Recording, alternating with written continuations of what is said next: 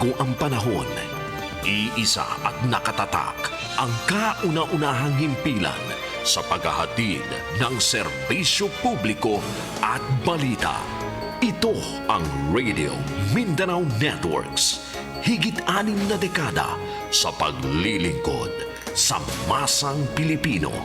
Sa Metro Manila, ito ang DZXL 558 Radyo Trabaho, ang inyong gabay sa hanap buhay. Narito na ang pagkakataon para alamin ang mga ginagawa ng bawat lider sa inyong lungsod, munisipyo, lalawigan at distrito sa Metro Manila at maging sa mga probinsya. Meet the Boss! Meet the Boss!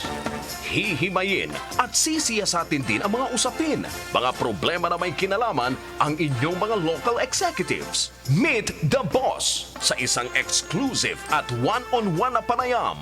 Kasama ang veteranong broadcaster na si Radyoman Ely Saludar sa programang Meet the Boss. Basta trabaho, tutok araw-araw, sa unang-una, nag-iisa at tunay na gabay sa hanap buhay. DZXL 558 Radyo Trabaho.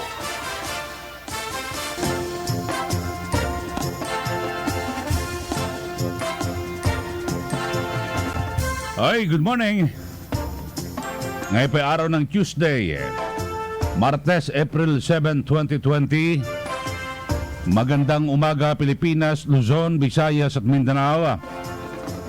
Dito po sa Metro Manila at sa buong Luzon, tayo po ay naka-quarantine. Enhanced Community Quarantine o Lockdown. At kagabi sa naging pahayag ni Pangulong Duterte, mukhang ma-extend po ng 2 pang linggo.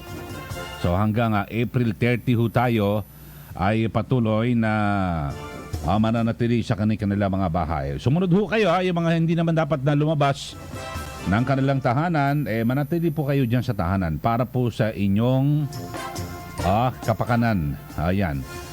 Oras na po natin, 9:12 na po ng umaga. At samantala sa mga oras na ito, alamin natin na magiging lagay ng panahon mula po sa Pag-asa Weather Forecasting Center. Whether dry or wet, dapat ikaw ay prepared. Narito ang weather update. Si Ana Clorin ng Pag-asa DOST. Ana, good morning. Yes, magandang umaga po sa ating lahat. Makulim na panahon na may mahihinang mga pawala na inaasahan natin sa may Batanes at Babuyan Group of Islands. Dito sa Metro Manila at sa nalalabing bahagi pa ng ating bansa ay patuloy na makakaranas na mainit at maalinsangan na panahon na may tsansa ng pulo-pulo mga pag-ulan pagdating ng hapon at ng gabi. Dito sa Metro Manila, posibleng umabot sa 35 degrees Celsius yung ating maximum temperature, kaya panatilin po nating hydrated yung ating mga pangatawan. Wala po tayong monitor na sama ng panahon na posibleng maka-apekto sa ating bansa in the next 3 to 5 days. At wala rin po tayong nakataas na gale warning, kaya malayang makakapalaot yung ating mga kababayan mangisda at yung gumagamit ng maliit na sasakyang pandagat. At yan po muna latest natin dito sa Weather Forecasting Center ng Pag-asa. Ana? So talagang napakainit na rin ang panahon. Yes, tama ano po. ba na italaan nyo na pinakamataas, yung pinakamainit? Opo, so ngayon, yung kahapon po natin nasa 34.8 degrees Celsius po yung naitala natin. Pero noong mga nakaraang weeks naman po ay umabot na rin po na around 35.6 degrees Celsius. Wow. At expect po natin na sa mga susunod na araw ay posible pa rin po itong tumaas. Okay, salamat. Maraming salamat po. Magandang umaga. Yan po si Ana Clorin ng Pag-asa DOST. Meet the Boss with Ely Saludar sa Radyo Trabaho. Okay, oras na po natin mga kasama, 9:30 na ho ng umaga. At mamaya 9:30 ay muli naming isa sa Himpapawid Live, yung press briefing ni Cabinet Secretary Carlo Alexi Nograles. At para malaman po ninyo, yung pinakahuling balita, yung pinag-usapan ho kahapon, ako ginabi ng araw po yung pagpupulong ng IATF.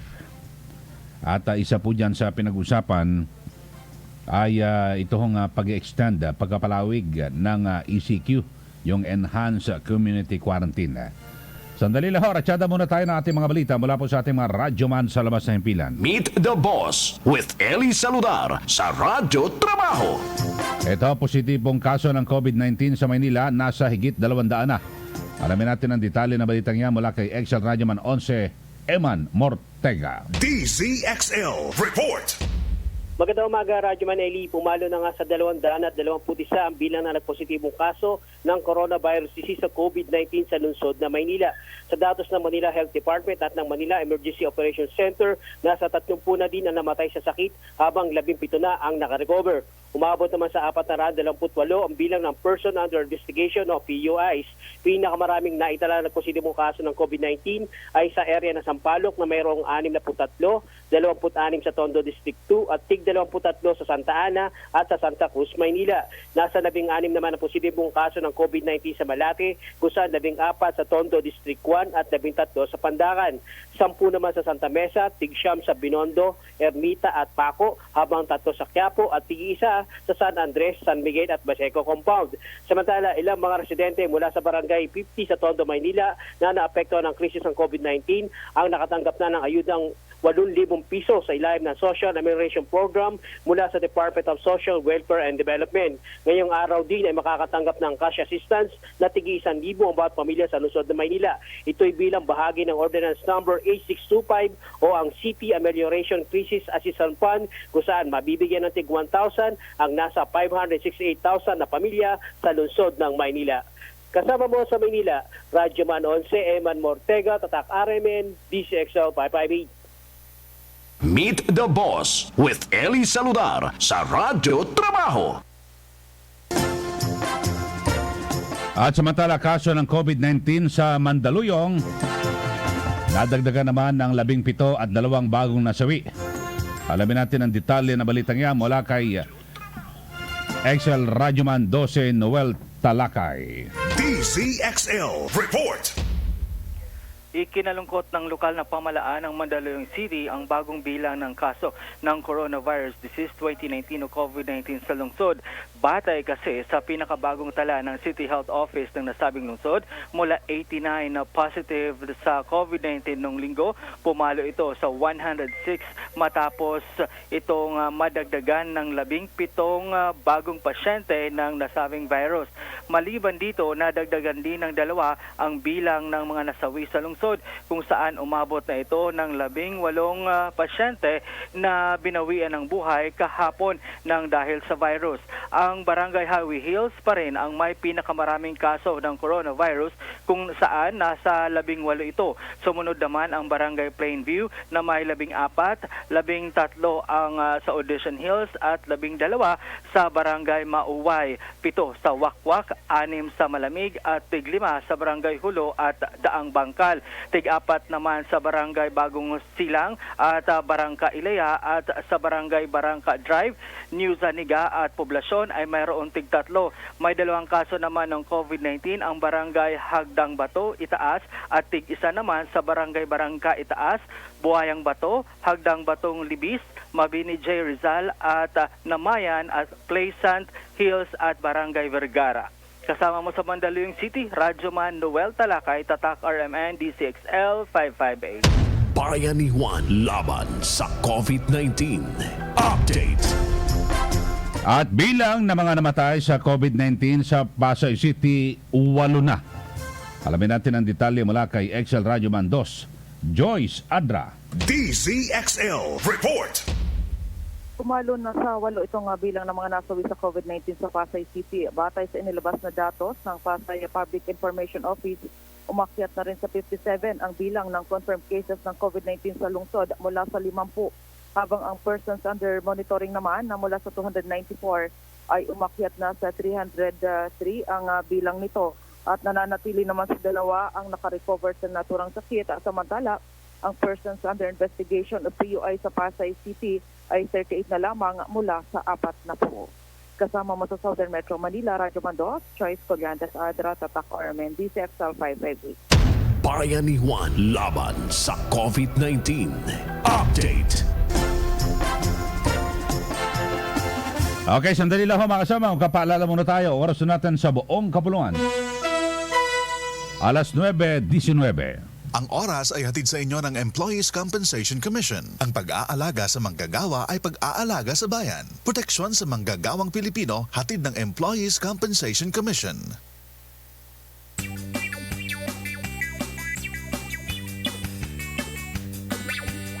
Panatilihing malinis ang ating katawan.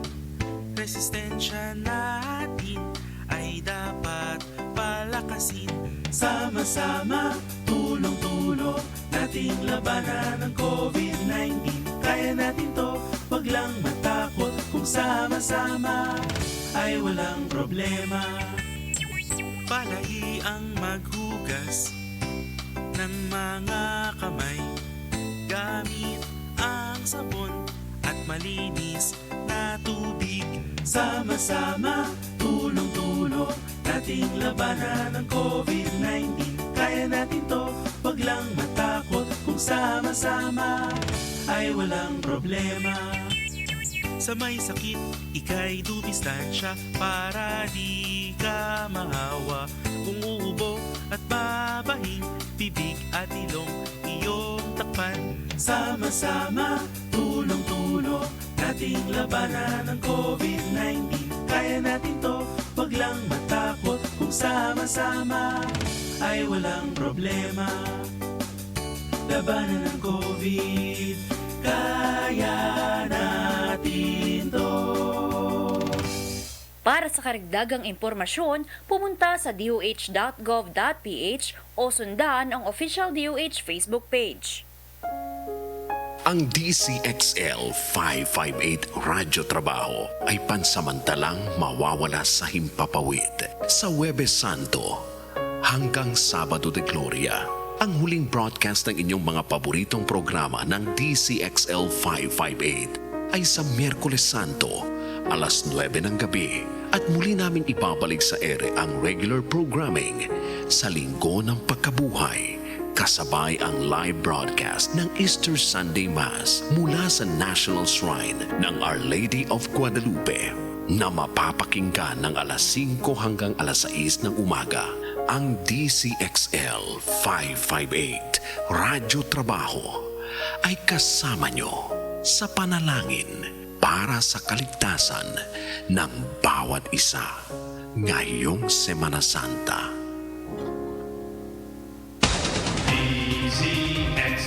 Radyo Trabaho, ang inyong gabay sa hanap buhay. Meet the Boss with Ely Saludar sa Radyo Trabaho.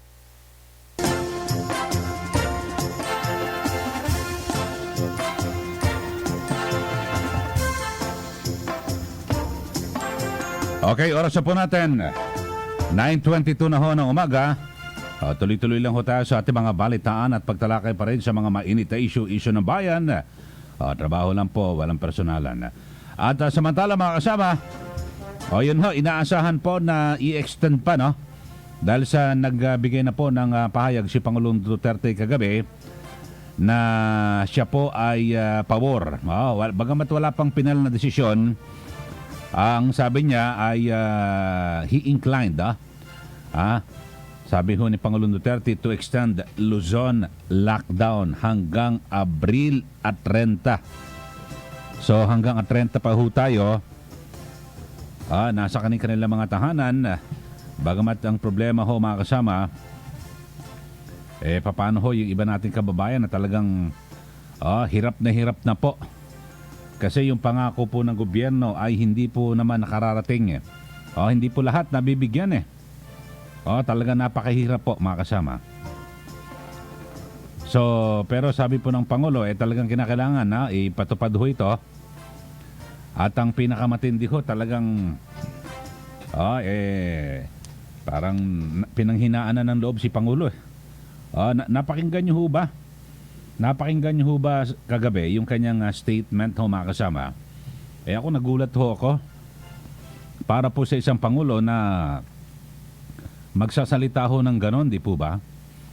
Alam niyo ho, ang 'di ba, ang presidente, 'di ba, the president should be the last person to tell his people, no, na talagang siya po dapat yung huling tao na magsasabi sa kanyang sambayan, sa taong bayan, na pag ito tumagal, hindi natin kakayanin.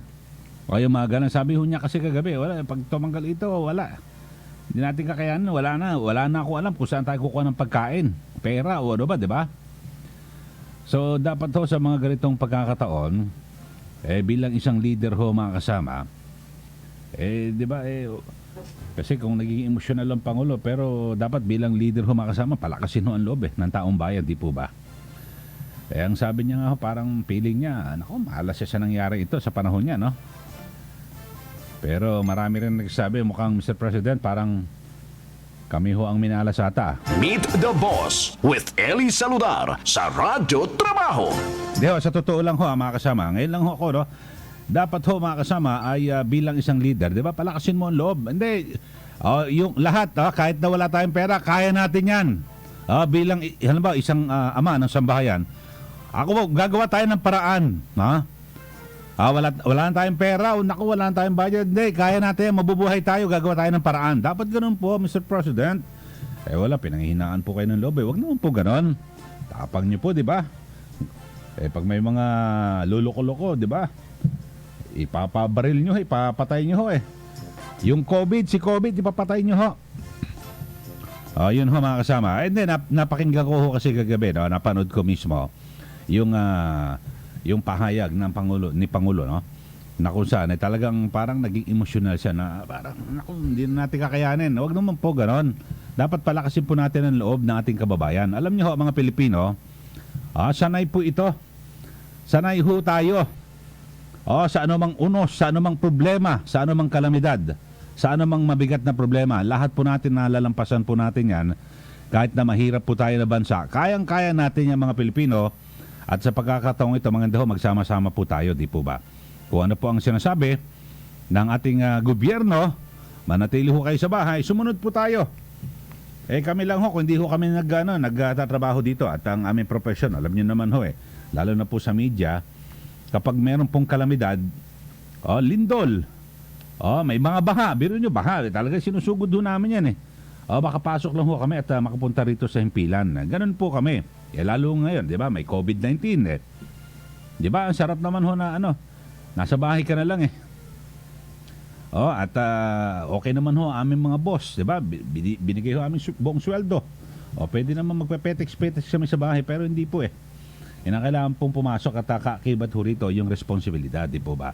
Ganyan din ho, pati yung mga frontliners na yung mga health workers at iba pa, napaka-importante rin ho yung mga nagtatrabaho sa mga supermarket, pharmacy, napaka-importante po ng inyo ring trabaho. Huwag ho kayo mag-absent at sana po ay alagaan din ho kayo ng kumpanya para makapagsilbi pa ho kayo sa taong bayan. Kasi napaka-importante na nakabukas po ang mga yan at huwag pong magpanik yung ating mga kababayan. Pero yun nga ho, talagang ang sabi ho ng Pangulo, sige, stay home manatili ho kayo sa inyong mga tahanan. At kasi iba ho ngayon, pag kinapitan ka ng virus ito, pwede ka na makapanghawa sa iyong pamilya. Lahat na makakasalubong mo, pwede mong hawaan Kaya napakatindi po nito, di po ba? Kaya ho natin malampasan ito. Siguro sabay-sabay po tayong manalangin at kasabay ho niyan ay yung ating pag-iingat. Di ba ang sinasabi nga nasa Diyos ang awa, nasa tao ang gawa. Ano ibig sabihin po niyan? Manalangin po tayo, hingi po tayo ng awa. Pero anong gagawin natin? Gagawa ho tayo. Ano pa yung gagawin natin? Mga pag-iingat, di po ba? Yun ngayon, mandatory na po inuobliga na ho tayong magsuot ng face mask. Paglalabas po tayo ng tahanan, halimbawa, yung mga naatasan na bumili po. Bumili ng pagkain sa butika o pharmacy. Yan. Naka-face mask ka dapat. Yan pa, obligado na, mandatory na po yan. Kaya sundin po natin mga kasama. Hindi naman po inuobliga na kinakailangan yung face mask mo mamahalin, 95 o ano man. Kung talagang walang-wala Alam nyo ho ngayon, usong-usong may mga negosyante ho. Tiga 30 o 50 pesos, makakabili ho kayo May mga design pa O kaya naman kung walang-wala ho, mga kasama, Sabi ho kahapon, narinig ko kay Secretary Nograles, pwedeng panyo. Di ba may panyo? Usong-uso yan dati. Ako, ganyan, may malaki akong panyo. Nung high school ako, ang hilig ko, yung malaking panyo eh. Pwede mong itakip sa ilong mo. Di ba, pahahabain mo, tapos itatali mo sa likod. Mga kasama, ganun ho yun eh. So, pwede ho. Lahat ho, may mga pamamaraan. Basta't importante tayo po ay nakasunod. At alam niyo ho, bakit ho sinasabi po ito ng gobyerno? Mga kasama. Kasi ho, para po ito sa kapakanan nating lahat. Kaya ang sabi ni Pangulo nagagalit nga, di ba? Antitigas ang ulo yun ho, kahit sa ibang bansa mga kasama, lalo na sa Amerika, yung mga Amerikano, antitigas ang ulo. Yan, di namin nangamatay, di po ba? So, yung iba, nag-iingat na ho. Lahat po tayo, wag na po nating hintayin, nakatulad po sa Italy, di ba? Yun nangyari. Kaya dapat po lahat po tayo ay sumunod. Pag sinabi pong sa bahay, bahay lang po. Kaya lang, sa panig po ng gobyerno, eto na ho, nagkaroon po ata ng problema. Mga kasama. Dahil sa sinasabi na ibinigay na datos ay luma. 2015-2016 yung datos na ibinigay po ng DSWD. Talaga naman itong DSWD na ito, no? Tapos ngayon ay lilitaw, siyempre, 2020 na ho ngayon Sana pinakahuli siguro, pinaka-latest, dapat 2018 o 2019. Di po ba? Paano yung mga hindi mabibigyan? Siyempre, mag-aalburuto. At meron ka pong request. Ito, maganda ho yung request po ni Cavite Governor John Vic Remulla, na kung saan, pati yung middle class, sana ho mabigyan ho, mabiyayaan dahil sa katulad po sa Cavite, marami po silang kababayan na halimbawa, nakabili nga ng bahay, hulugan, marami ho mga OFW doon, hulugan kasi ang pag nakabili ka ng bahay, pag ganyan, halimbawa Cavite na medyo mura-mura dito po sa Metro Manila, napakamahal po. Hindi kakayanin talaga, no? Napakamahal. Mabibili ka ng bahay lupa. Kaya ang bagsak mo niyan, pwedeng Laguna, Cavite o Bulacan. Di po ba? Medyo mura-mura pa ng konti. Kakayanin pa, hulugan. Sabi nga po ni Governor Remulla, yung middle class na mabigyan din po ng ayuda dahil sa nangangailangan din yan. At dudugtungan ko po yung sinasabi ni Governor Remulla na hindi lang po sana sa Cavite, sa lahat po pangkalahatan. Hindi ko mo na nakatira ka sa subdivision, maliban na lang talaga yung mga first class, mga lalaki, siguro wala na po yun, no? Yung mga pangkaraniwang subdivision, hindi naman po lahat talagang mayayaman, di po ba? Talagang nakapagpundar, hunulugan, tapos ngayon, iba, wala na, retired na ho, di ba? Maasa sa maliit na pensyon. Mga kasama, may sakit, kulang pa nga yung pera sa pensyon, paano ho yun? Tapos yung sa middle class ho, mga kasama, na naapektuhan, di ba? May maliit na negosyo, wala ho, bagsak. Yung may trabaho, pero wala po di mga pagtrabaho. So, apektado po. Pero ang middle class ho, mga kasama, linawin ko ako kasama po ako sa middle class Kami po, makikisama na ho ako kami po ay nagbabayad ng buwis. Malaki po ang bulto ng middle class, ang kontribusyon sa buwis. Yan po mga kasama. Kaya yung iba sumasama ang loob kung sino po yung middle class. Parang yung po laging dihado. Di po ba? Di ba sa ipinatupad lang po na train law na nilagdaan at isinulong po ni Pangulong Duterte, yung train law, yung batas sa pagbubuwis. Alam niyo kung sino tinamaan doon?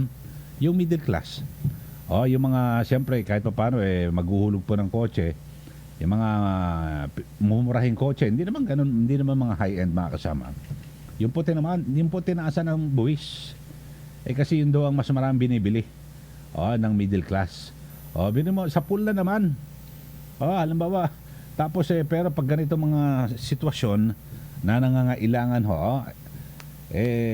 laging iwan po ang middle class. Yan po ang malaking bulto na nagbabayad ng buwis. Meet the Boss with Ely Saludar sa Radyo Trabaho. At alam nyo ho, yung sa middle class talagang sigurado ho. Kasama ho ka dyan, bilang empleyado ho. Kasama ho ako dyan na sigurado 101% na nagbabayad po kami ng tamang buwis. Bakit po? Bago namin matanggap ang sweldo, kaltas na po wala na ho kami. Wala na hong kawala. Wala na hong palag. Di po ba?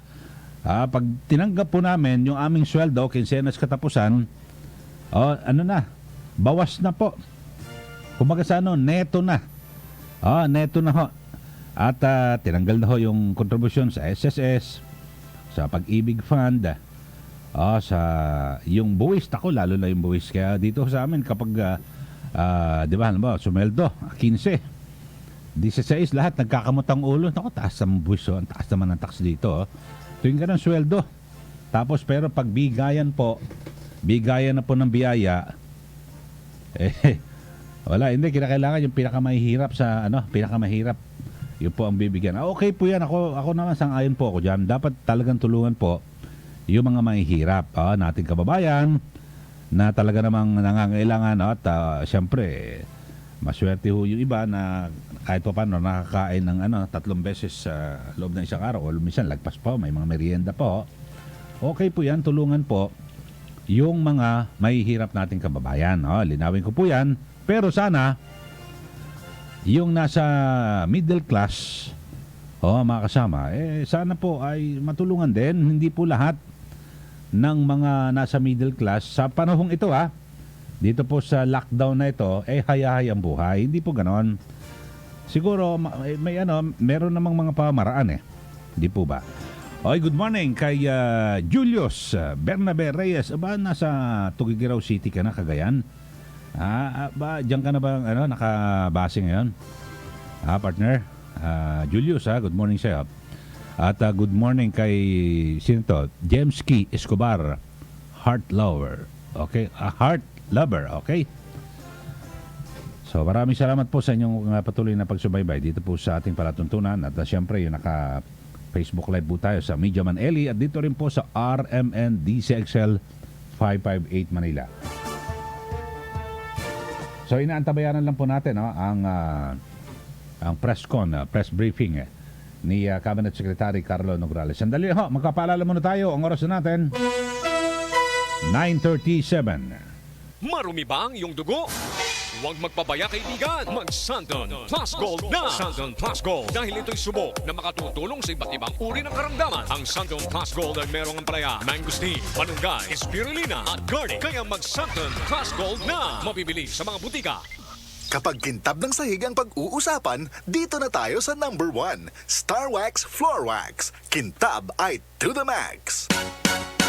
Tayo na't maglinis ng sahig, kuminding-kinding tayo mga misis. Kapag kintab ng pag-uusapan, dito na tayo sa number 1. Mag-Star Wax Wax, Star Wax Wax. Yan ang kintab na to the max, max, max. Star Wax ang number 1 floor wax. May waterproof formula. Buhusan man ng tubig, balikintab ang sahig. Star Wax Wax, Star Wax Wax. Star Wax, di amoy gas. Star Wax ang number 1 kintab na to the max. Star Wax Floor Wax, ang number 1 floor wax. Manufactured by ACS Manufacturing Corporation. ISO certified. World-class quality. ACS. Santon Plus Gold. Kung nga pala, Sidney, nabuhan ako ng bukol sa aking suso. Subukan ko ang Santon Plus Gold, 2 kapsula, 3 times a day sa loob ng 3 buwan. Lumiit ang bukol sa suso ko. Santon Plus Gold. Mas pinalakas, pinagaling, pinahusay. Santon Plus Gold. One day, isang araw, ay napansin ko, toothpaste na pinili ko sa fluoride, bitin ito. Ang leading brand kasi, hindi lahat may maximum fluoride. Kaya, misis, mag-unique toothpaste. Lahat may maximum fluoride protection laban sa tooth decay. That's why, kaya ngayon, unique ang toothpaste ko. Kahit anong kulay, maximum fluoride ito. Goodbye sa tooth decay.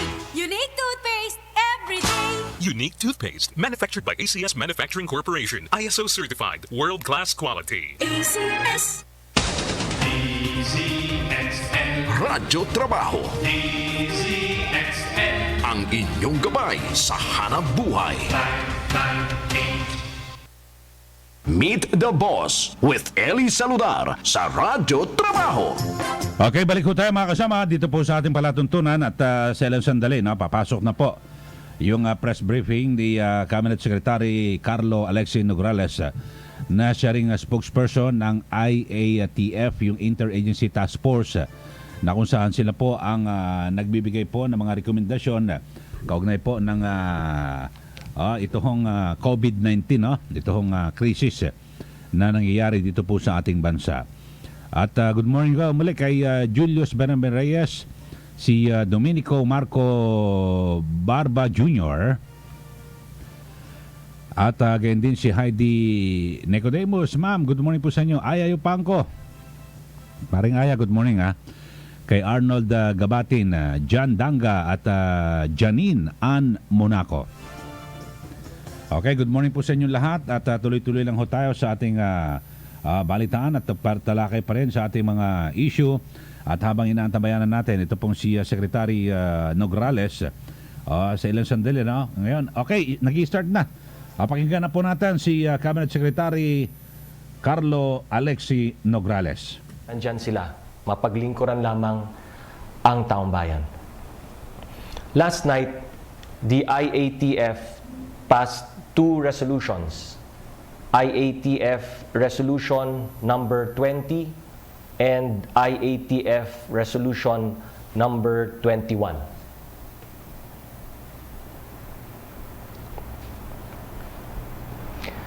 Babasahin ko muna ang laman ng unang resolution, ang Resolution number 20. The IATF formally recommends to the Office of the President the extension of the implementation of the Enhanced Community Quarantine or ECQ in the entirety of Luzon up to April 30, 2020, 11:59 p.m. provided that all exemptions granted by the Office of the President or the IATF shall continue to be in effect for the duration of the extended ECQ.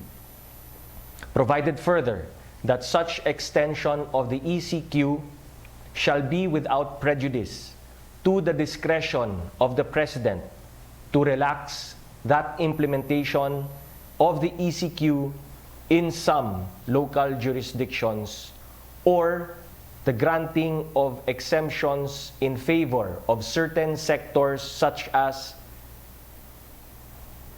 public health considerations and food security may warrant.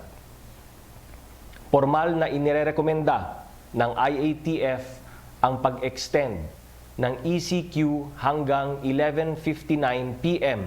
ng April 30, 2020. Na kay Presidente po ang discretion na i-relax ito sa ibang lugar at i-exempt ang ibang sektor depende sa public health considerations at food security. Lahat po ng exemption sa ECQ na na-announce na po dati ng IATF, tuloy pa rin po. Ito naman po ang nilalaman ng pangalawang resolusyon, Resolution number 21. Letter A. The recommendations of the Department of Labor and Employment for the Social Amelioration Program for the Formal Workers sector as presented are hereby approved. For this purpose, the IATF supports the approval and immediate release of the requested budget by the Department of Labor and Employment amounting to 5 billion pesos in order to defray the costs of the following social amelioration programs. Number 1, COVID-19 Adjustment Measures Program or CAMP for affected overseas Filipino workers and local workers. 2, tulong panghanap buhay sa ating displaced, disadvantaged workers or TUPAD sanitation project. And 3, daabot kamay ang pagtulong or AKAP sa OFWs program. provided that the beneficiaries of the aforementioned shall be separate and distinct from those already covered by social amelioration programs by other agencies of the national government. Aprobado na po ang rekomendasyon ng DOLE ukol sa Social Amelioration Program para sa formal workers. Sinusuportahan ng IATF ang request ng DOLE para sa pag-release ng 5 bilyong piso para sa programa ng DOLE tulad ng una, COVID-19 Adjustment Measures Program or CAMP para sa affected overseas Filipino workers and OFWs and local workers. Pangalawa, tulong panghanap buhay sa ating displaced disadvantaged workers or TUPAD sanitation project. At pangatlo, ang abot kamay ang pagtulong or AKAP sa OFW program. Lilinawin ko po na iba po ito ang mga subsidiya na ito sa ESP or Emergency Subsidy Program ng DSWD para sa mga targeted beneficiaries. Letter B. The IATF shall exhaust all means necessary to increase the COVID-19 testing capacity of the country, and for this reason hereby adopts and approves the guidelines for COVID-19 mass testing as presented by the Department of Health. Ina-approve na po ng IATF ang mga pamantayan ng DOH para sa pangmalawakang testing ng COVID-19. Gagawin po ang lahat ng gobyerno, ang lahat ng makakaya niya upang ma-increase ang testing capacity sa ating bansa. Letter C. The recommendations of the Department of Agriculture in ensuring food availability and food affordability as presented are hereby approved. The specifics of which are the following. Number 1, the boosting of domestic agricultural production and food processing in the country. All the agriculture and fishery stakeholders must be considered frontliners, and their movements shall remain unhampered. Number 2, the improvement of food adequacy levels through increased local crop and fish production and livestock and poultry raising, including that of food processing by A, sustaining budget for agriculture, and B, expanding support for improved agricultural production and productivity. In addition to the previously approved budget of 8.5 billion pesos for the Rice Resiliency Project, the need for additional funding amounting to 22.5 billion pesos for the Ahon Lahat Pagkaing Sapat or ALPAS program or the Plant program of the Department of Agriculture is reiterated.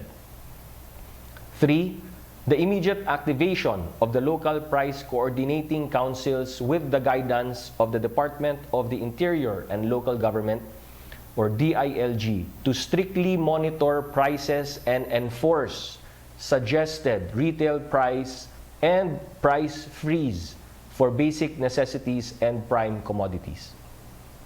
Aprobado din po ng IATF ang mga rekomendasyon ng DA para siguraduhin may murang pagkain sa ating mga palengke. Kasama sa mga rekomendasyon ay ang pagpapalago ng mga industriya ng agrikultura at food processing sa bansa. Kaya pinapaalala natin na ang mga kasama sa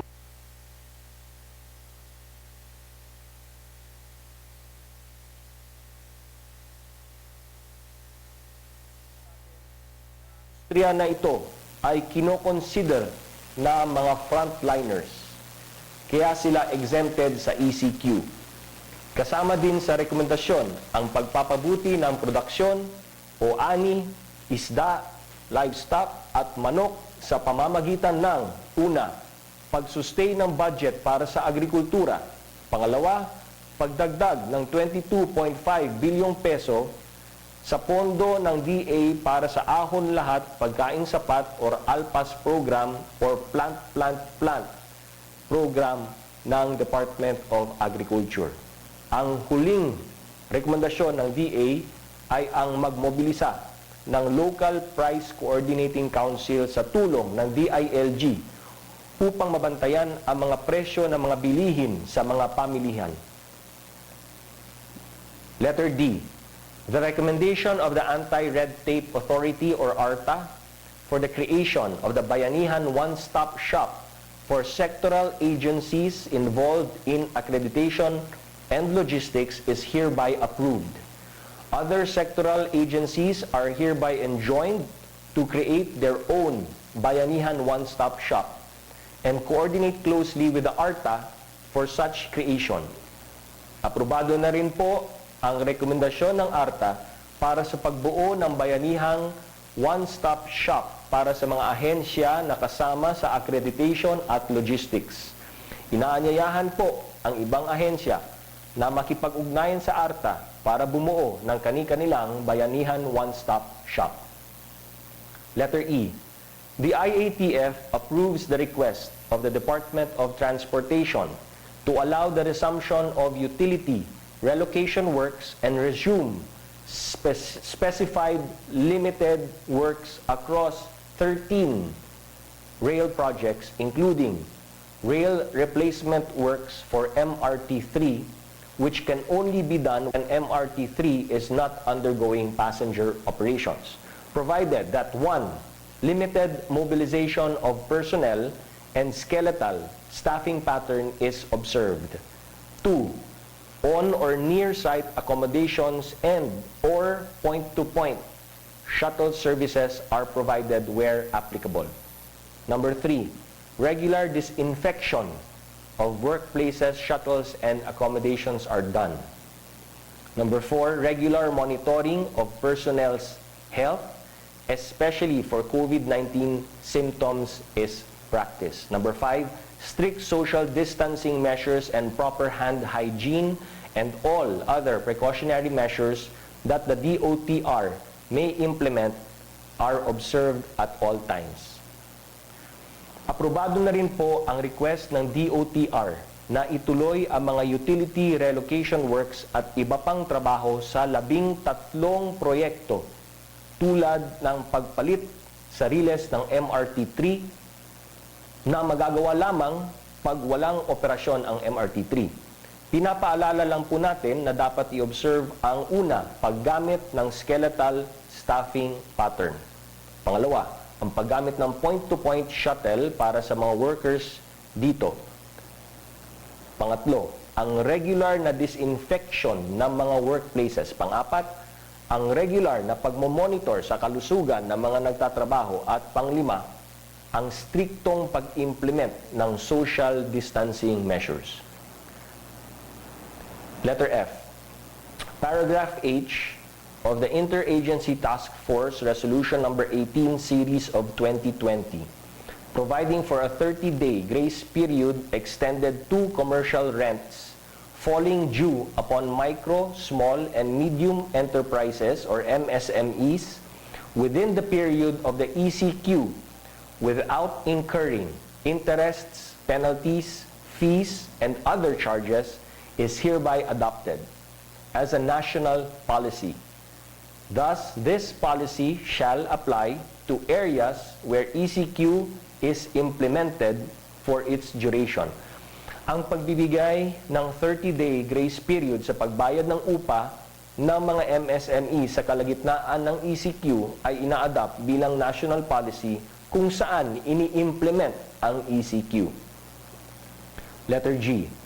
The IATF recognizes the initiatives of the Department of Trade and Industry and Board of Investments in cooperation with DOH and Food and Drugs Administration and the various manufacturers and exporters to repurpose their manufacturing operations to produce critical medical products and devices such as personal protective equipments, surgical masks, thermal scanners, and ventilators. The IATF enjoins the DOH and other public and private health institutions to consider these new capacities in their resource requirement. Kinikilala ng IATF ang mga inisyatiba at mga hakbang ng DTI, BOI, DOH, FDA at mga manufacturers at exporters sa pagre-repurpose ng kanilang mga factory para makapag-produce ng mahalagang kagamitan tulad ng personal protective equipment or PPEs, surgical masks, thermal scanners at ventilators. Maalala niyo po na kahapon, ibinalita natin na ang mga kumpanya na kasapi ng Confederation of Wearable Exporters of the Philippines or CONWEP ay nagmamanufacture ng mga PPEs na magsisimula after Holy Week. Isa ito sa mga produkto ng initiative ng DTI at BOI kasama ang Department of Health. Ang ganitong mga inisyatiba ang kailangan natin sa mga susunod na linggo para matugunan ang mga pangangailangan ng ating mga kababayan sa gitna ng ECQ. Kahapon, nakatanggap ako ng magandang balita mula sa alma mater ko, ang Philippine Science High School, na pumayag na gamitin ang Quezon City campus para sa pasyente at empleyado ng Philippine Children's Medical Center or PCMC. Pisay is not the only school that has opened their doors and opened their arms for our frontliners.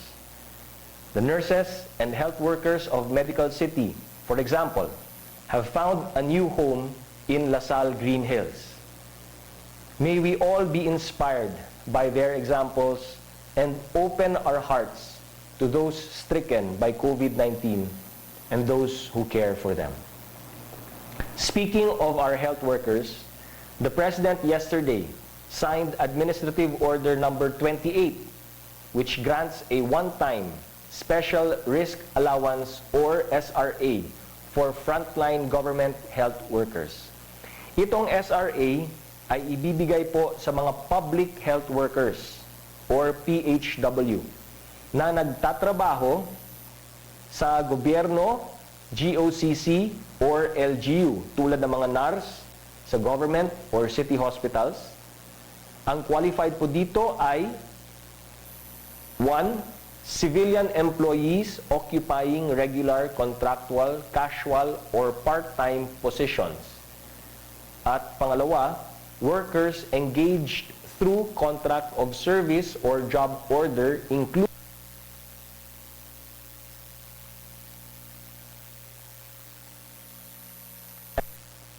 report for duty.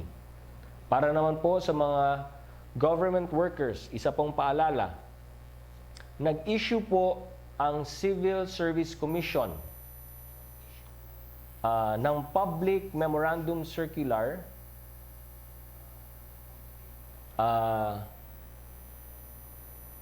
na bibigyan ang opisyal at empleyado ng additional 60 days o hanggang June 30 para i-file ang kanilang Statement of Assets, Liabilities, and Net Worth or SALN. Ulitin ko po, nag-issue po ang Civil Service Commission ng Memorandum Circular na bibigyan ang officials and employees of government ng additional 60 days o hanggang June 30 para i-file ang kanilang SALN. In the midst of this ECQ, government recognizes the importance of ensuring that families in need receive their subsidies at the soonest possible time. Nire-report po ng DSWD na tuloy-tuloy po ang pagpapaabot ng tulong pinansyal sa ating mga beneficiaries. Naibigay na po ang pondo para sa 3,723,833 4-piece beneficiaries na umabot sa 16.34 billion pesos. Nakatanggap na po ang 77,674 target beneficiaries ng Parañaque, the amount of which total 621.39 million pesos. Tuloy-tuloy po ang pakikipag-ugnayan ng DSWD para po maibigay ang tulong na ito. At nakikiusap po tayo sa mga pinuno ng LGU na kung may mga concerns po tayo sa pag-distribute ng mga subsidies sa kanilang mga lugar, makipag-ugnayan ng diretsyo sa DSWD para matugunan agad ang mga pangangailangan sa lugar ninyo. Siguro mas mainam po na imbes na ilabas natin sa Facebook or sa social media ang ating mga concern or kahit sa anong FaceTime or app o kung ano-ano pa, direkta na lang po nating iparating sa DSWD ang ating mga concerns. Sama-sama, magtulungan po tayo para matugunan ang pangangailangan ng ating mga kababayan. Let us help each other, help the most needy. Together, the national government, our LGUs, the private sector, and the Filipino people can beat COVID-19. Together, we heal as one. Maraming salamat po at huwag po nating kalimutan, bahay muna, buhay muna. Sasagutin ko na po ang mga katanungan mula sa ating mga kaibigan sa media. Marami-rami po ito. From Rose Novenario of Hataw,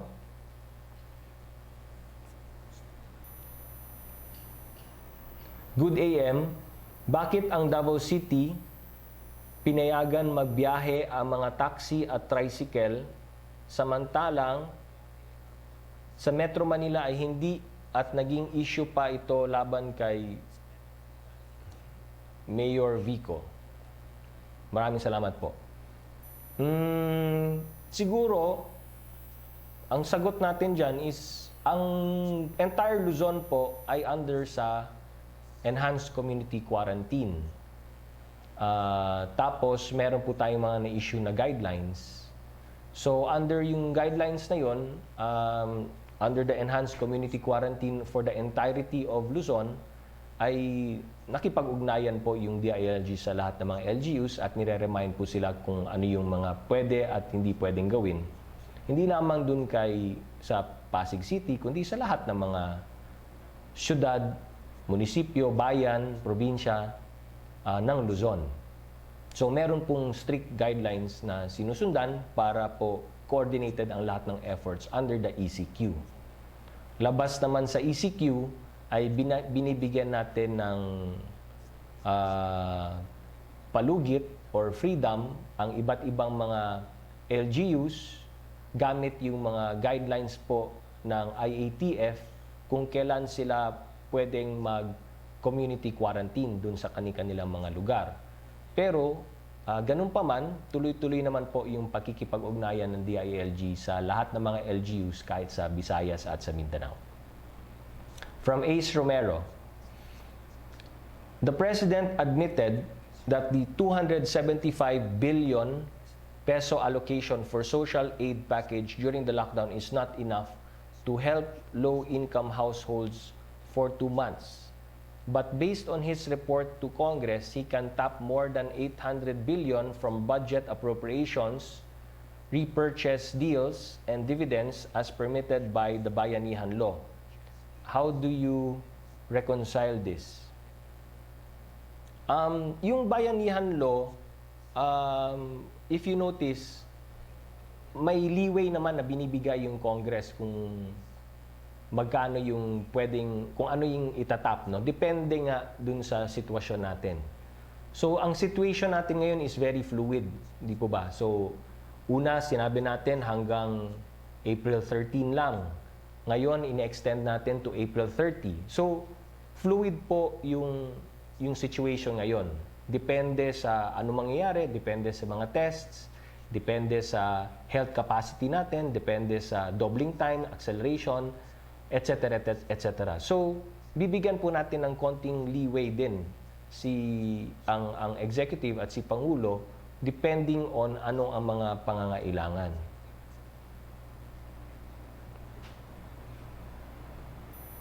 How does government intend to raise funds for the social aid package at a time when economic activity is significantly slower due to temporary business closures and sidelining of thousands of workers. So siguro ito yung talagang katanungan mo, ano? And kaya nga po, si Pangulo, nung binanggit niya po yung pangalan ni Secretary Dominguez, kasama rin po dyan yung buong economic team ng buong gobyerno. At ang challenge nga po para sa ating economic team is to source the money needed, no? Kasi syempre, kailangan natin mag-raise ng funds at nandito po tayo sa meron na po tayong enhanced community quarantine at it's really very challenging na kailangan, marami tayong kailangan tulungan in terms of our social amelioration. Number 2, syempre yung health capacity natin na kailangan po natin i-enhance palalo, no? And then yung mga pangangailangan ng ating mga hospitals at ating mga frontliners.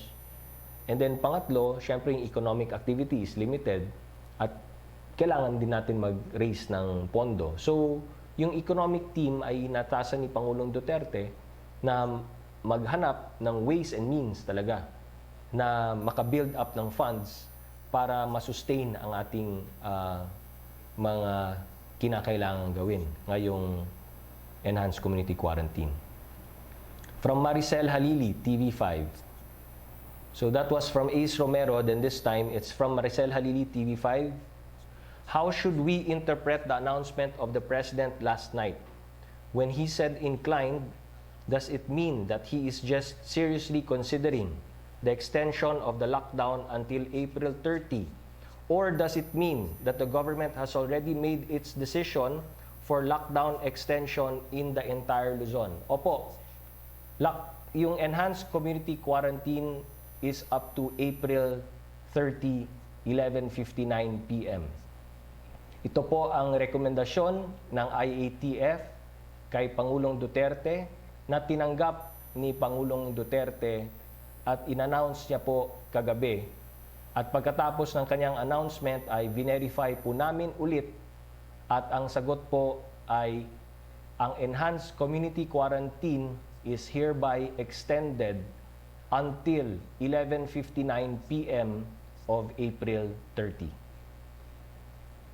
Why have you come up with this decision? Does it mean that the COVID-19 trend is getting worse? So ito po, explain po natin. Kung maalala nyo po, yung totoong nagkaroon talaga ng enhanced community quarantine, yung full enhanced community quarantine natin ay nangyari po talaga nung March 15. Doon mo po talaga naramdaman at nakita yung effect ng implementation ng enhanced community quarantine. March 15. So base sa siyensya at agham and the way we understand the virus, yung simptomas po niyan ay maaring lumabas after between 5 to 14 days from the time of your infection. So sagarin na po natin ng 14 days yan. Ibig pong sabihin, kung tayo po ay nag-enhance community quarantine ng March 15, kailan po talaga natin makikita yung tinatawag na earliest effect ng ECQ? March 15 plus 14 days, sagarin na natin, equals March 29. So base sa ating mga epidemiologists, mga scientists, mga mathematicians at mga eksperto, March 29 lamang po natin makikita yung earliest effect ng ating ECQ para malaman po talaga natin kung tama itong ginawa natin, kung ano ang naging effect ng ECQ dito sa Luzon. So March 29 yan. Base din sa ating mga experts, ang most likely na makita natin ang mas klarong naging effect ng ECQ, most likely makikita natin ng mid-April. So, ganun po. Kaya paulit-ulit po namin sinasabi whether it's the IATF or the Department of Health or kahit sino man, pag tinatanong nyo po kami kung ano ang nakikita niyong naging effect ng ECQ, lagi po namin sinasabi, it's still too early to tell. Kasi naman, kahit yung epidemiologist, pag nagka-count back sila, masyado pang maaga para malaman kung nag-peak, nag-slow down, nag-decelerate, anong doubling time natin, at kung ano-ano pa. It will give us, you need to give us at least mid-April to really study the effect of the ECQ. Yun ang sinasabi ng ating mga eksperto. Kaya po, humihingi tayo ng extension up to April 30 para unang-una, ma-measure po talaga natin ano yung naging full effect ng ECQ. Pangalawa, para ma-increase pa natin lalo yung health capacity ng Luzon at ng buong bansa. Yun po ang reason natin. Doon sa pag-measure ng impact ng ECQ at itong how this COVID-19 is operating and functioning and affecting us here in the country. Ang promise po ng ating mga eksperto, every Monday po, kada Lunes, magre-report sila sa atin, sa IATF, kung ano yung nakikita nilang progression of this disease. And their report will be on a per region basis. Okay? So, yun po. Kailangan natin ng extension up to April 30 para lubos pa nating mapag-aralan ang COVID-19 na disease na to. Pangalawa, yung sinabi ko, increasing the health capacity. When we say increasing the health capacity, kasama po dyan yung tungkol sa testing. Ang sinasabi ng mga eksperto, para talagang ma-manage natin ang husto ang COVID-19, kailangan po natin iakyat palalo ang testing capacity ng ating bansa na maabot po natin ang 8,000 to 10,000 tests per day. Kailangan po tayo umabot dyan. At meron pong ginagawang hakbang ngayon ang gobyerno para umabot tayo dun sa level na yon na 8,000 to 10,000 tests per day ang magagawa natin dito sa ating bansa. Pangalawa, kahit na ginagawa natin yung 8,000 to 10,000 tests per day, kailangan mapabilis po natin ang bigay ng results ng test. So we also have to have a 24-hour turnaround time kung saan in a matter of 24 hours, dapat mai-report na agad natin sa pasyente or sa person under monitoring or patients under investigation, ma-report agad natin sa kanya kung siya ba ay positive or negative. Pangatlo, kailangan po natin ma-isolate agad. Whether PUI or positive, mild, moderate, severe, critical, kailangan maakyat din po natin yung level natin kung saan we have the capacity to isolate PUIs and COVID-19 patients. Pang-apat, kailangan ng matinding contact tracing at makita natin yung significant decrease ng kaso ng COVID-19.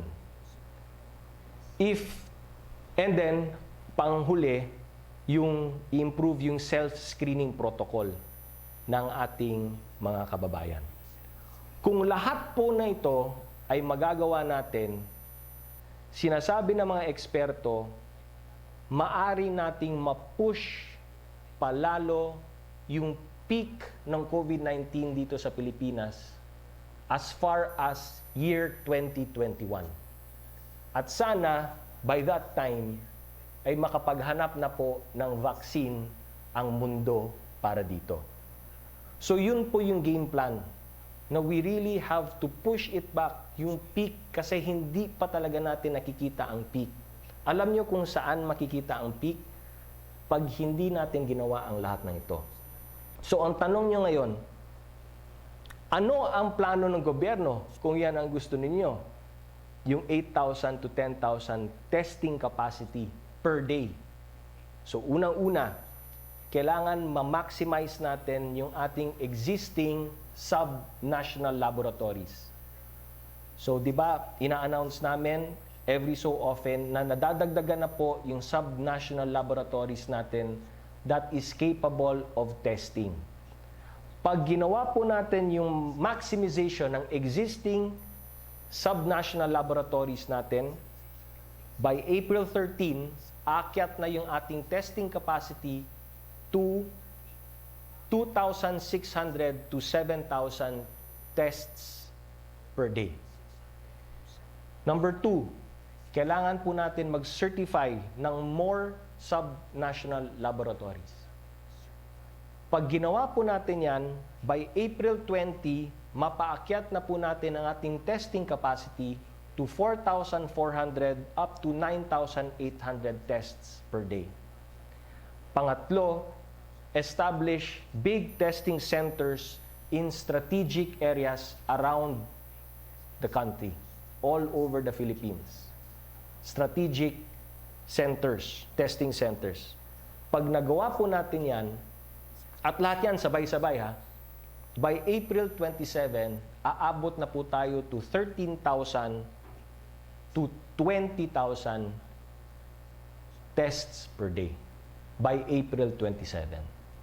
So yun po yung mga ginagawa nating hakbang para po at kaya po kailangan pa natin ng additional 2 weeks or more para umabot tayo dyan sa level na yan. Kaya po yun ang naging desisyon ng IATF at ni Pangulo na sana maunawaan po ninyo, kailangan po talaga natin i-extend ang ECQ up to April 30. Okay? Nawala na ako. Asa na tayo? So, do you see an expansion of ECQ? Is there a need for enhanced community quarantine in Visayas and Mindanao? So, yun na nga. We'll have to monitor it, no? Day by day. We'll have to monitor that. Day by day, week by week. Kaya nga, yung ating epidemiologists at ang experts, ang promise nila that they will report every Monday sa IATF na nakikita nilang trends per region. But obviously, hindi naman tayo talagang dependent na by Monday lamang tayo magde-decide kasi 2 Monday lang yan. Ano? Siyempre, pag may nakita tayong very alarming, then we will come in, no? Or the president will come in. So, siyempre, magre-react tayo as the situation warrants. So, right now, wala pa need, no? Napag-usapan namin yan. There's no need for an enhanced community quarantine sa Visayas and Mindanao, pero tuloy-tuloy pa po ang pag-monitor natin ito at ang DILG nakikipag-ugnayan sa lahat ng LGU at minomonitor namin, no? Ang numbers, saan yung mga provinces na alarming. So lahat po yan ay tinitingnan natin. From Tina Mendez, Philstar, with the big possibility of extension of ECQ. Hindi po, extended na po. What are the figures which the government is looking at that would determine we have reached the peak in the number of COVID-19 cases? Do we have a time frame? Yun na nga po. Pag sinabi mo kasing peak, pag nilift mo ang ECQ, sisipa yan. Yun ang 3 models na po ang nakita namin. And ang constant sa model, pag nilift mo ang ECQ, sisipa pataas yan. Kasi gagalaw na lahat eh. Pag gumalaw lahat, kakalat yan. So, ano ang kailangan natin gawin? Yun na nga, taasan yung testing capability, ang testing capacity natin, no? By the way, nung sinabi kong una na ito, taasan yung testing capacity to 8,000, kailangan may 24-hour turnaround time, kailangan immediately isolate agad tayo, significant decrease in cases, contact tracing, self-assessment, ma-push natin to 2021, pero ito ha, Ang mananatiling constant, number 1, social distancing must remain constant. Number 2, yung testing turnaround is 24 hours. And number 3, patients are immediately isolated.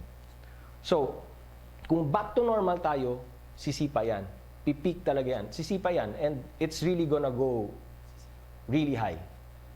So, pag na-in place na po natin lahat ito ng April 30, kailangan nandyan pa rin yung social distancing. So, ito yung sinasabi natin, magta-transition tayo to the new normal. And the new normal, ladies and gentlemen, is social, physical distancing pa rin. Yun. Kasi if wala yung disiplina na yan, then useless ang lahat ng ginawa nating sacrifice ngayon. Yun po ang bottom line. Kaya paulit-ulit namin sinasabi, what's the new normal? What's the new normal? Yun ang pinag-aaralan ngayon ng technical working group. What's the new normal? So when we, quote-unquote, relax the ECQ, hindi siya kasing tindi ng ginagawa nating ECQ, but social distancing still has to happen. If we do that, then we don't have to even think about hitting the peak. No? Kasi pag sinabi mong peak, what's the worst case scenario? Yan ang peak eh. Ang gusto natin mangyari, hindi mag-peak, mag-flat. So even if you lift the ECQ, or not, it's not really lift it's relax the ECQ. By April 30, kung lahat ng mechanisms na to are in place, social distancing still has to happen. Number 1. 2, testing still has to happen. And number 3, isolation also has to happen. Yan po ang new normal para ma-push back natin ito. So pag sinabi mong peak, yun po yung, kasi flat is not really flat eh. Flat is may konting umaangat na ganyan eh. We can push that back and maintain that hanggang 2021. By 2021, hopefully a vaccine is found. Pag may vaccine na yan, then we can go back to the old normal. Something like that. No? Again, when I say something like that, I say it loosely because even the experts really don't have any answer to this. This is something very new to all of us.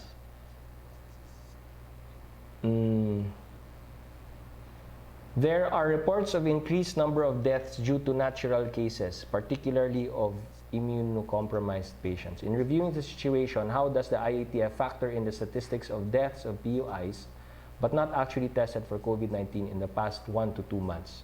I think we should refer that to the experts or DOH. Pero sa akin dito, siguro ang emphasize ko lang, kaya nga kailangan mabilis yung turnaround time ng testing natin. And we're getting there. Number 2, has the President given consent to reclamation projects at Manila Bay? Please expound on his statements last night. Wala po. Unless you see a paper to that effect signed by him, then no, status quo pa rin. Number 3, please issue a statement on government efforts to prevent scams now prevalent in social media where hackers of FB accounts impersonate and ask money from unsuspecting contacts of a hacked account holder. Please report immediately to the PNP, Cybercrime Division, the NBI, or the CIDG.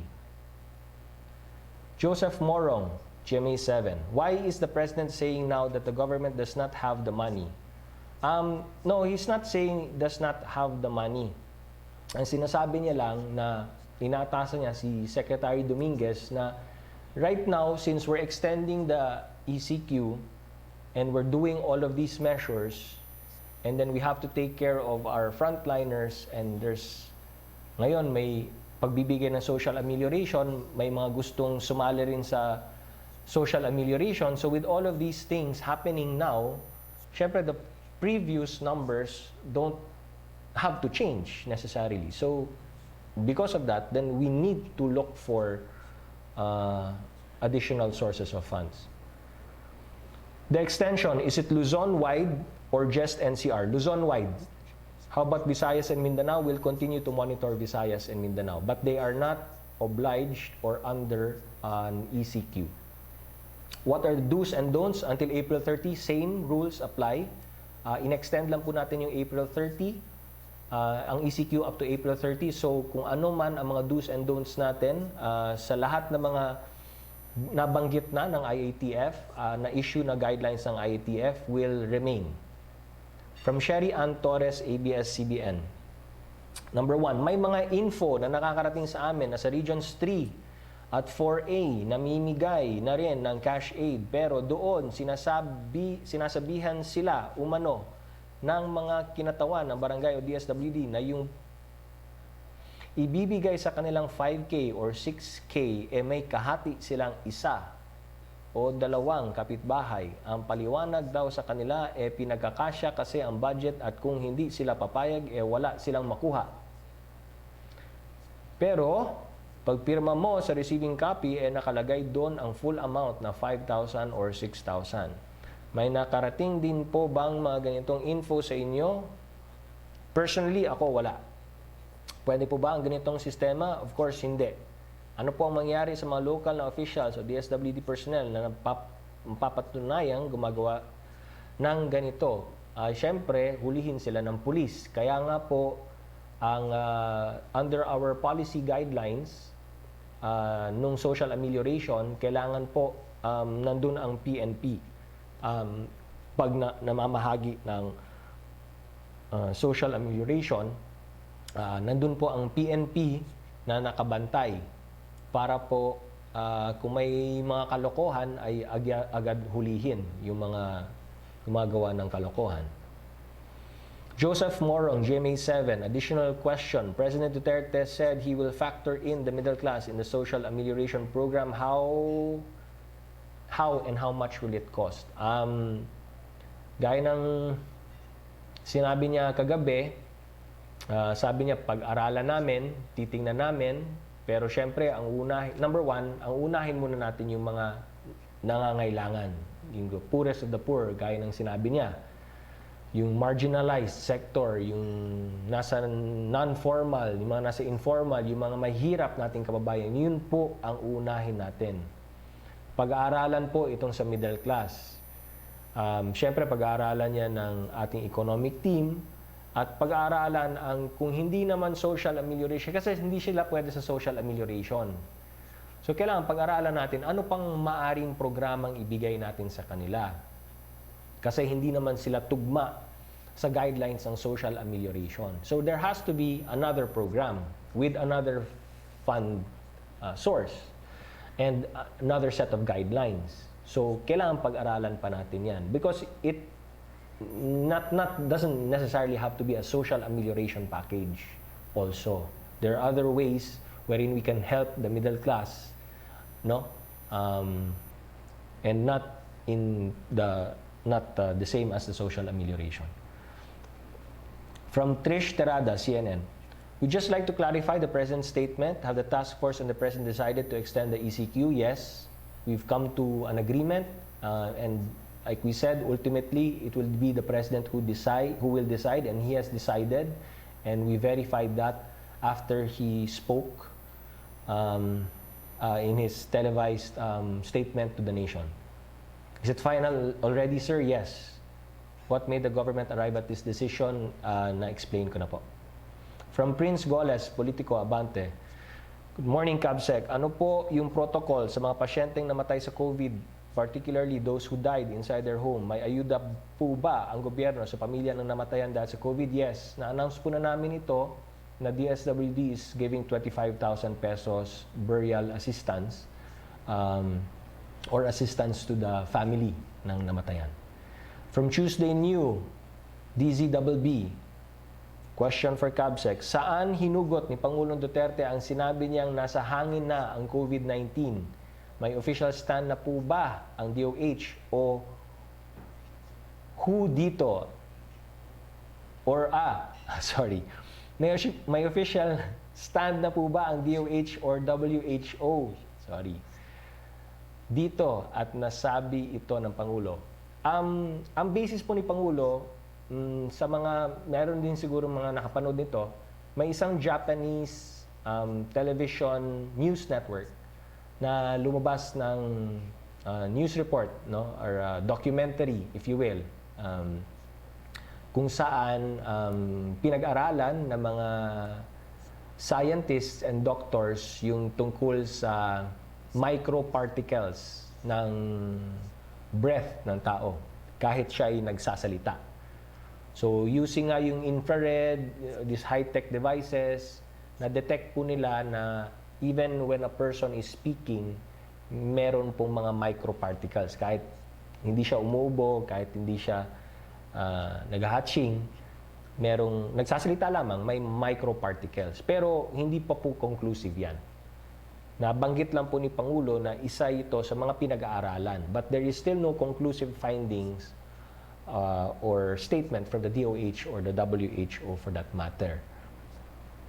Kaya nga po, isa rin yun sa mga napag-usapan namin sa IATF kung saan napagdesisyonan na po na magsuot ng mask, any form of mask, para may additional protection lang ang ilong at bibig. From Henry Uri, DZRH, Sir Gudem po, sinabi ng Pangulo kagabi na tutulungan din ng gobyerno ang mga middle income earners. May napag-usapan na po ba ang IATF tungkol dito? Anong tulong bibigay at paano ang implementasyon nito? Gaya ng sinabi ko po, ay inatasan ni Pangulo ang isang grupo made up primarily of our economic managers, no, to study this proposal. Pero dahil yung JMC ng social amelioration ay napirmahan na, hindi po natin pwede gamitin yung JMC na yon kasi that's particularly social amelioration package. Nakalagay doon lahat ng mga qualified beneficiary. So kailangan pag-aralan pa anong programa at saan pondo kukunin po yan.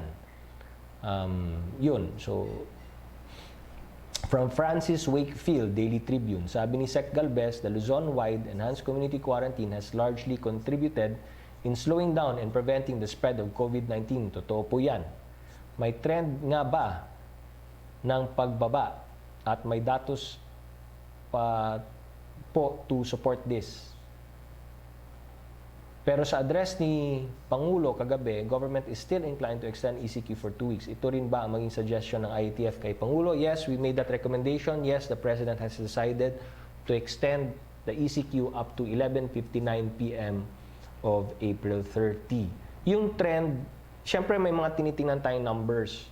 Pero sinasabi ng lahat ng eksperto, masyado pang maaga. Kasi tulad ng sinabi ko, ang tinitingnan mo dyan, March 29, makita mo yung initial effects ng ECQ. Mid-April natin makikita yung most likely effects ng ECQ. So, kaya pa ulit-ulit namin sinasabi masyado pang maaga. Second question, can we also kindly get a breakdown of the 200 billion peso disbursement if it has already been given out or point us the right direction, DBM or NTF? Actually, dapat kasama ito sa report of the President to Congress, no? So siguro by tomorrow makakabigay po kami ng kumbaga highlights, no, ng President's report to Congress, but it's already been submitted to Congress. So obviously yung 200 billion ay hindi pa po fully disbursed, no? So nakita ko I browsed through the report and hindi pa fully disbursed yung 200 billion. In fact, only 100 billion has been released to DSWD so far, and dun sa 100 billion hindi pa yan fully disbursed. Yun yung hopefully by this week, but obviously yung challenge natin is magma-Monday, Thursday at Good Friday na po, na dapat mailabas na po yung 100 billion na yan at maipamahagi na dun para sa social amelioration. The President last night said that the fund earmarked for 2 weeks would soon be depleted. Ito rin ba ang nakikita ng IATF? Yung 100 billion, yes, in 2 weeks, that should already have been spent or distributed, no? But yung 100 billion na remaining, that is for another month, no? Kasi yung 200 billion, that's good for 2 months worth, di ba? So itong unang 100 billion, kaya 100 billion muna ang nirelease because that's for the first month. Kumbaga, that's the first month worth of social amelioration. Pero may second pa na coming na dapat na social amelioration if need be or if needed, given kung magka-extension nga tayo or kailangan natin tulungan yung mga mahirap nating mga kababayan. From Heidi Sampang, DZAS, matapos ihayag ni PRRD na sang-ayon siya sa apela ni Governor John Vic Remulla na bigyan din ng ayuda ang nasa middle class. Yes, seryoso bang kinokonsidera ng IATF ang bagay nito na binigay muna sa economic managers? So, they will submit, they will study make a proposal, then present to IATF. Pero wala pa po yan. Pinag-aaralan Bayanihan laban sa COVID-19. DCXL 558 Radyo Trabaho Special Coverage. Okay mga kasama, yan po ang tinig ni Cabinet Secretary Carlo Alexei Nograles, ang spokesman ng IATF. At ulitin ko lang ho, isa po sa pinakamalaking sinabi niya ay extended na po. Ito hong lockdown, Luzon-wide lockdown na ipinatutupad. Yung mga regulasyon mananatili po at yung mga siyempre yung exempted ho, yung lahat po ng mga exemption na naunang binanggit ay mananatili. Yan po, aprobado na raw po yan ni Pangulong Duterte at abangan ho natin hanggang April 30. 11:59 ay mananatili ito pong lockdown. Okay, so ingat ho manatili po tayo sa bahay at marami ho nagte-text sa atin at marami pong nangyayaring kaguluhan at ito ho, sana ang gobyerno kumilos po kaagad dito dahil sa nag-aaway-aaway na ho yung ating kababayan. Hindi malinaw kasi yung binabagit, sabi po ni Pangulo, hindi lahat makakatanggap, sabi ni Speaker Alan Peter Cayetano, lahat ng pamilya makakatanggap. Sabi ng DSWD, hindi, yung mga pinakamahirap lang sasalain yan. Naku, naloko na. Okay, maraming salamat mga kasama. Ako pa rin yung Radyoman Ely Saludar. Ang oras natin sa buong kapuluan. 10:37. Ngayong panahon na kailangang sama-sama tayong lumalaban, magkapit-bisig